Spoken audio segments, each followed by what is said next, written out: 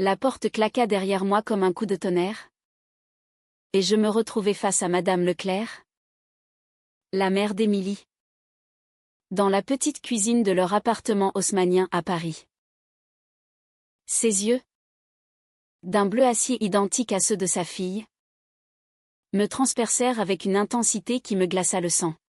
« Assieds-toi, Sophie, ordonna-t-elle d'une voix basse.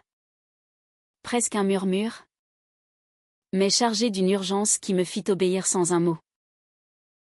J'avais toujours su que ce moment arriverait le jour où notre secret serait découvert. Mais rien ne m'avait préparé à ce qui suivit. Au lieu de la colère attendue, de l'accusation de pervertir sa fille unique, elle posa une main tremblante sur la table et murmura « Je sais pour toi et Émilie. Et je vais t'aider à la quitter. » Mon cœur s'emballa. Un mélange de choc et d'incompréhension me submergeant comme une vague glacée. Comment pouvait-elle savoir? Émilie et moi avions été si prudentes. Nos rencontres volées dans les ruelles du Marais. Nos messages codés. Nos regards discrets lors des dîners familiaux. J'étais venue ce soir-là pour un simple repas, prétextant une amitié innocente. Mais maintenant, tout s'effondrait. Madame Leclerc? Je ne comprends pas. Balbutiai-je, ma voix trahissant ma panique. Elle secoua la tête, ses lèvres pincées en une ligne fine. Appelle-moi Isabelle. Et écoute-moi bien. Sophie. Émilie n'est pas comme toi. Elle est confuse, influencée par ces idées modernes qui pullulent sur les réseaux. Mais toi, tu sais ce que c'est que d'aimer une femme. Je le vois dans tes yeux. Et c'est pour ça que tu dois partir. Ces mots me frappèrent comme des coups de poignard. Isabelle n'était pas en train de me rejeter, elle me suppliait presque. Avec une vulnérabilité que je n'avais jamais vue chez cette femme si composée. Toujours impeccablement vêtue d'un tailleur chic. Gérant son cabinet d'avocat avec une poigne de fer. Émilie m'avait souvent parlé de sa mère comme d'une figure distante, obsédée par les apparences et les traditions familiales. Une famille bourgeoise, ancrée dans les valeurs catholiques, où l'homosexualité était un tabou murmuré derrière des portes closes. Pourtant, là, dans cette cuisine éclairée par une lampe suspendue, Isabelle semblait brisée. Pourquoi moi? Pourquoi pas Émilie, demandai-je, essayant de reprendre le contrôle. Elle hésita, ses doigts tambourinant sur la table. Parce que si je lui dis, elle se rebellera. Elle est comme son père. Têtue. Mais toi, Sophie, tu es raisonnable. Tu viens d'une famille modeste? Tu sais ce que c'est que de lutter. Pense à l'avenir d'Émilie, un mariage, des enfants, une vie normale. Ce que vous avez, c'est une phase. Une phase. Ce mot me brûla les entrailles. Notre relation n'était pas une phase, c'était un feu qui avait consumé mes doutes depuis notre rencontre à l'université Sorbonne. 2 ans plus tôt. Émilie, avec ses cheveux châtains cascadant sur ses épaules, son rire contagieux et sa passion pour la littérature, m'avaient captivé dès le premier cours de philosophie. Nous avions commencé comme amis, partageant des cafés interminables sur les bancs du jardin du Luxembourg, discutant de Sartre et de Beauvoir. Puis, un soir pluvieux, sous un porche, nos lèvres s'étaient effleurées, et le monde avait basculé. Mais maintenant, face à Isabelle, je sentais le poids de la société française, encore imprégné de conservatisme malgré les lois sur le mariage pour tous. Les regards en coin dans les rues. Les commentaires subtils de collègues.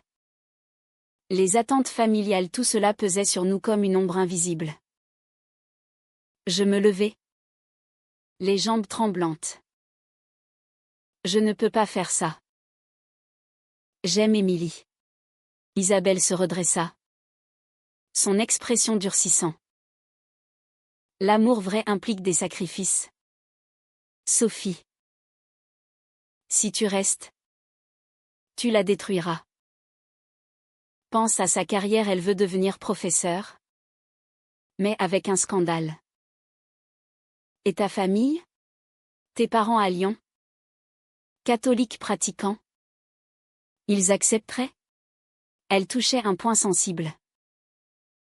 Mes parents? Ouvriers modestes? M'avaient élevée dans la foi.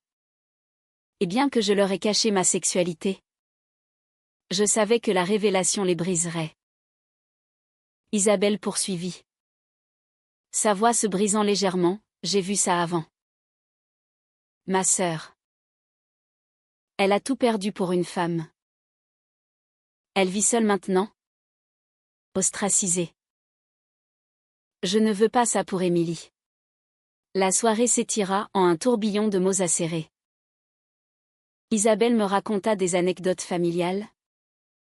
Des secrets enfouis, son propre mariage arrangé pour plaire à ses parents. Les regrets qu'elle portait comme un fardeau. Je t'en prie. Sophie. Par avant qu'il ne soit trop tard. Je quittai l'appartement cette nuit-là. Le cœur en miettes. Sans dire au revoir à Émilie qui dormait dans sa chambre. Dehors. Les lumières de Paris scintillaient. Indifférente à mon tourment. Étais-je en train de trahir notre amour? Ou de le protéger? Le métro m'emporta vers mon petit studio à Belleville, où je passais la nuit à fixer le plafond, les larmes coulant silencieusement. Le lendemain matin, Émilie m'appela. Sa voix joyeuse contrastant avec mon chaos intérieur. Sophie. Hier soir était génial. Ma mère t'adore. Je ravalai ma bile, feignant l'enthousiasme. Oui. C'était super. Mais intérieurement, la graine du doute avait été plantée.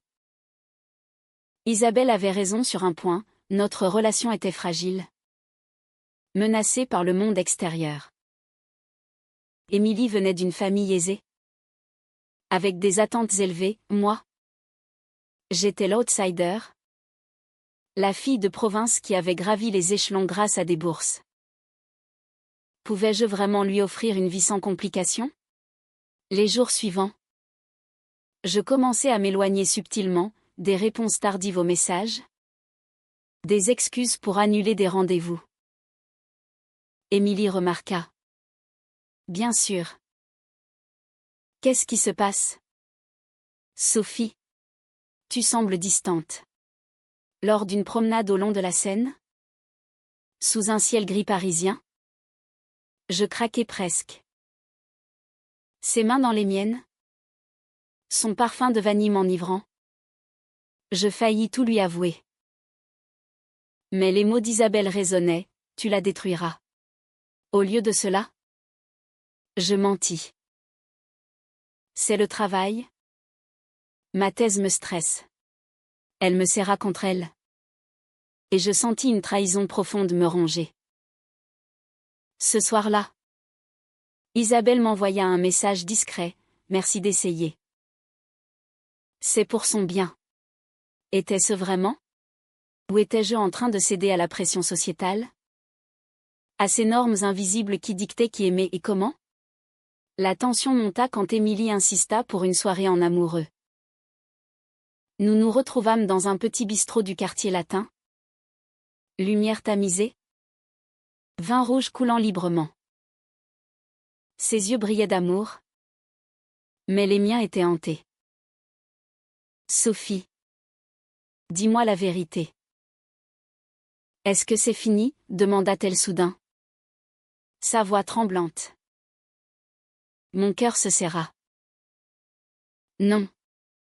Bien sûr que non. Mais au fond, je savais que le compte à rebours avait commencé. Isabelle avait ouvert une brèche. Et maintenant? Chaque décision pesait comme un jugement moral. Étais-je lâche de considérer la rupture? Ou courageuse de protéger celle que j'aimais? Les semaines suivantes devinrent un tourbillon de mensonges et de doutes. Chaque fois que je voyais Émilie, son sourire innocent me rappelait l'enjeu, notre amour contre le monde. Isabelle, de son côté, maintenait une pression subtile. Des appels anonymes, non. Pas anonymes, mais discrets. Via un numéro masqué où elle me rappelait les conséquences. Pense à sa grand-mère, pieuse catholique. Une révélation la tuerait. Je me surprenais à hocher la tête seule dans mon studio. Les murs étroits semblants se refermer sur moi. Paris, la ville des amoureux, me paraissait soudain hostile, avec ses couples hétérosexuels paradant sans crainte. Un après-midi, alors que je travaillais à la Bibliothèque nationale, Émilie surgit, un bouquet de roses à la main. Surprise. J'ai pris ma journée. Son enthousiasme me brisa un peu plus. Nous nous promenâmes dans les jardins des Tuileries, main dans la main. Mais je ne pouvais m'empêcher de guetter les regards. Un couple âgé nous dévisagea. Et je lâchai sa main instinctivement. Qu'est-ce qui ne va pas? Demanda-t-elle. Blessée. Je prétextai une crampe. Mais le mensonge goûtait l'amertume.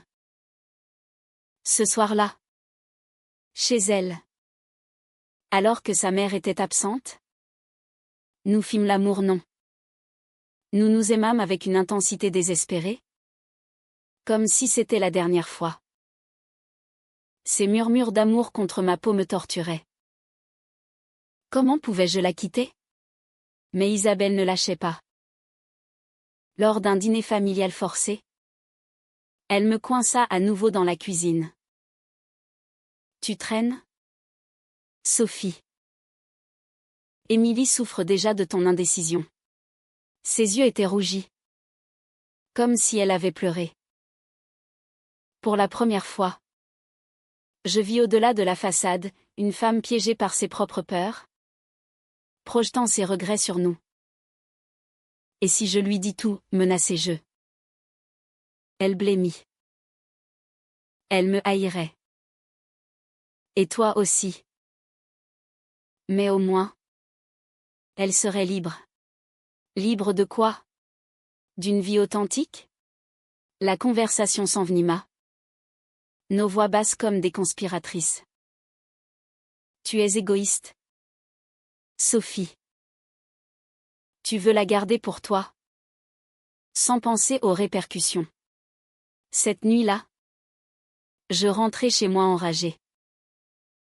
Étais-je égoïste? Ou Isabelle manipulait-elle pour préserver l'image familiale? Je passais des heures à relire nos messages, à revivre nos moments, notre premier baiser sous la tour Eiffel. Illuminés de mille feux, nos week-ends volés à la campagne normande, où nous pouvions être nous-mêmes. Mais la réalité reprenait le dessus, Émilie voulait des enfants. Une famille. Dans une France où l'adoption pour couples homosexuels était possible mais controversée, surtout dans les cercles conservateurs, cela signifiait des batailles. Mes parents, apprenant la vérité, me renieraient-ils? La société, avec ses micro-agressions quotidiennes, vous êtes sœurs, demandaient les serveurs, nous usait. Le point de rupture arriva lors d'une fête chez des amis communs. Émilie, ivre de vin et de frustration, m'affronta publiquement. Sophie. Pourquoi tu m'évites? C'est à cause de ma famille?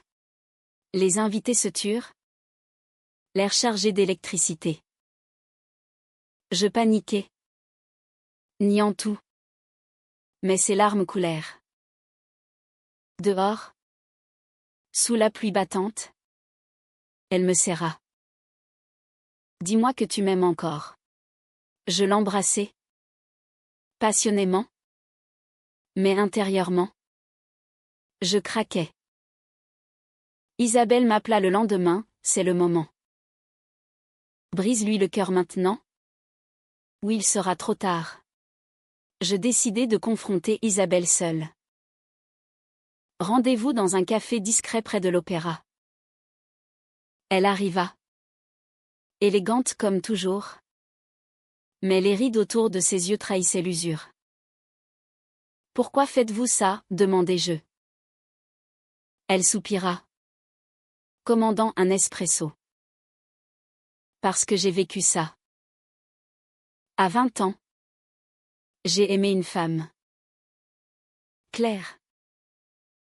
Nous étions inséparables. Mais ma famille l'a appris. Et ils m'ont forcé à choisir, elle ou eux. J'ai choisi eux. Et j'ai épousé le père d'Émilie. Claire. Elle s'est suicidée 1 an après. Ces mots me figèrent. Isabelle n'était pas homophobe, elle était terrifiée. Hantée par un passé qu'elle projetait sur nous. Je ne veux pas que Émilie vive mes regrets. Cette révélation changea tout. Isabelle n'était pas l'ennemie, elle était une victime de la société.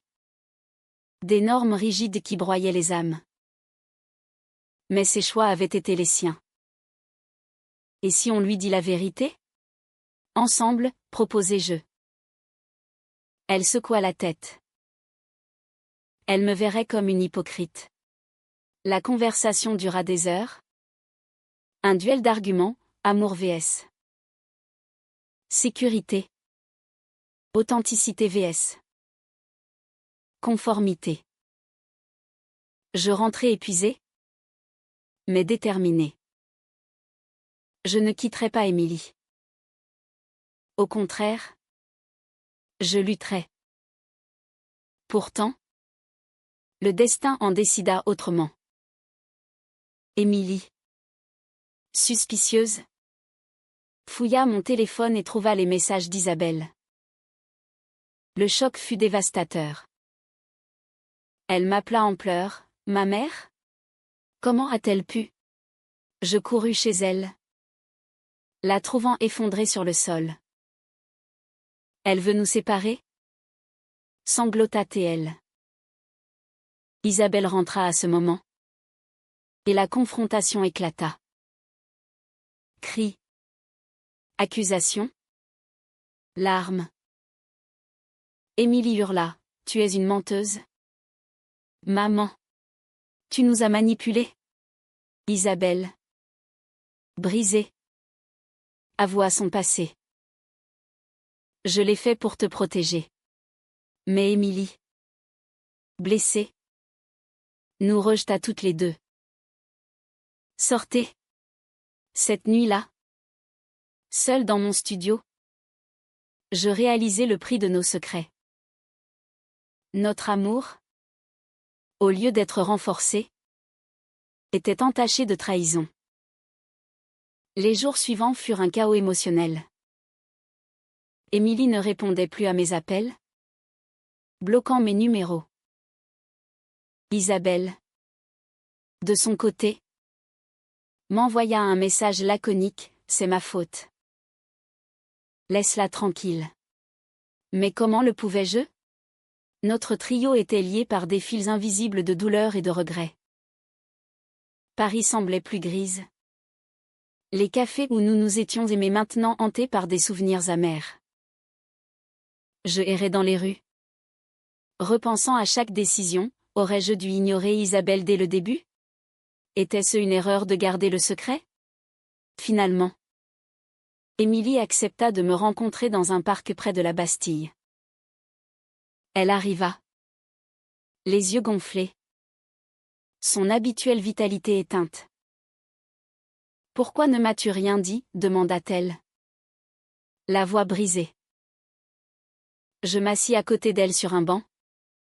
Le vent automnal balayant les feuilles mortes. J'avais peur. Peur de te perdre? Peur de la réalité. Nous parlâmes pendant des heures, déversant nos frustrations, sa colère contre sa mère, ma culpabilité d'avoir douté. Maman m'a tout raconté sur Claire. C'est horrible. Mais ça n'excuse pas sa manipulation. Émilie pleura. Et je la serrai, sentant une lueur d'espoir. Peut-être pourrions-nous reconstruire. Mais la société ne nous facilitait pas la tâche. Au travail, Émilie subit des murmures. Une collègue conservatrice avait appris pour nous via des ragots familiaux. C'est pas naturel, avait-elle dit. Émilie, fière, la confronta. Mais cela ne fit qu'amplifier le stress. Chez moi, mes parents appelèrent, sentant mon trouble. Tout va bien. Ma chérie, demanda ma mère. Je mentis. Encore? Mais le poids augmentait. Isabelle, quant à elle, sombra dans la dépression. Émilie me confia, elle voit un thérapeute maintenant. Elle admet ses erreurs? Mais c'est tard. Notre relation, autrefois passionnée, devint un champ de mine. Chaque dispute tournait autour de la confiance brisée. Tu as envisagé de me quitter, accusait Émilie. Pour te protéger, répliquai-je. Les nuits étaient agitées, remplies de cauchemars où je perdais tout. Pourtant, nous nous accrochions. Assistant à des meetings LGBT à Paris, trouvant du soutien dans la communauté. Une manifestation pour les droits queer nous unit temporairement. Nos mains levées ensemble contre les préjugés. Puis vint le coup dur, le père d'Émilie. Divorcé mais influe. Apprit la vérité. Homme d'affaires conservateur. Il débarqua à l'appartement. Furieux. C'est une abomination. Émilie. Tu viens avec moi. Isabelle. Pour la première fois. Le défia. Non. Pierre. C'est notre fille. Et elle aime qui elle veut. La scène fut explosive, accusation de mauvaise éducation. Menace de couper les fonds. Émilie.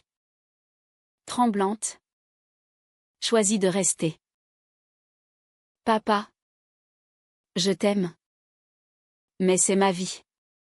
Il partit en claquant la porte, promettant de ne plus la revoir. Ce rejet familial approfondit nos blessures. Émilie se replia sur elle-même, questionnant sa sexualité. Et si maman avait raison? Si c'était une phase, murmura-t-elle un soir. Je la rassurai. Mais intérieurement, je doutais moi-même. Étais-je la cause de tout ce chaos? La pression sociétale média débattant des valeurs traditionnelles? Amis hétéros maladroits avec leurs conseils nous isolaient. Isabelle tenta de se racheter. Elle nous invita à un dîner de réconciliation.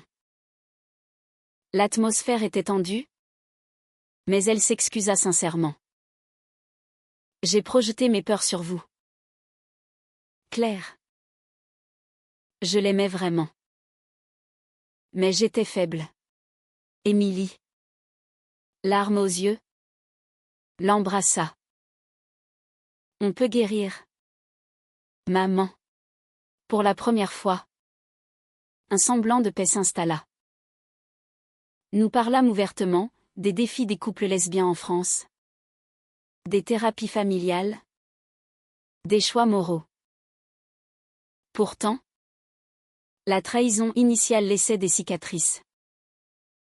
Lors d'une thérapie de couple, le thérapeute nous fit affronter nos démons. Sophie. Vous avez choisi de mentir pour protéger? Mais était-ce éthique, demanda-t-il. Je réfléchis, le mensonge avait évité une confrontation immédiate, mais prolongé la douleur. Émilie admit, j'aurais préféré savoir dès le début. La session fut cathartique, mais épuisante. Le climax approcha quand Émilie reçut une offre d'emploi à Lyon, près de ma famille. On pourrait recommencer là-bas, suggéra-t-elle. Mais cela signifiait affronter mes parents. Je paniquai, ils ne comprendraient pas. Elle insista, on doit être honnête maintenant. Le voyage fut tendu, le TGV filant vers le sud comme vers un jugement.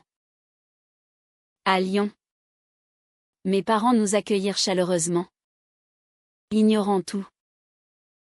Au dîner, Émilie lâcha la bombe, Sophie et moi sommes ensemble.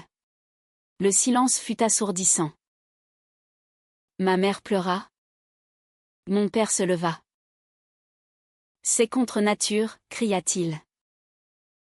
Je défendis notre amour, mais ils nous mirent dehors. Dehors, sous la pluie lyonnaise, Émilie me serra. On survivra. Cette rejection scella notre détermination. Mais à quel prix? Nos familles brisées. Nos cœurs marqués. De retour à Paris, nous nous installâmes ensemble dans un petit appartement à Montmartre. Un acte de défiance contre le monde. Mais les ombres persistaient. Isabelle, repentante, nous aidait financièrement, compensant la perte du soutien paternel. Je veux réparer, disait-elle. Émilie, lentement, pardonnait, mais la confiance était fragile. Moi, je luttais contre la culpabilité, avais-je forcé Émilie dans ce chaos? La société continuait ses assauts subtils. Au travail, je subis une discrimination voilée, une promotion refusée. Des collègues murmurant. C'est à cause de ta vie privée? Me confia un ami. Émilie, de son côté, affronta des étudiants conservateurs dans ses cours. Mademoiselle, est-ce vrai que vous êtes?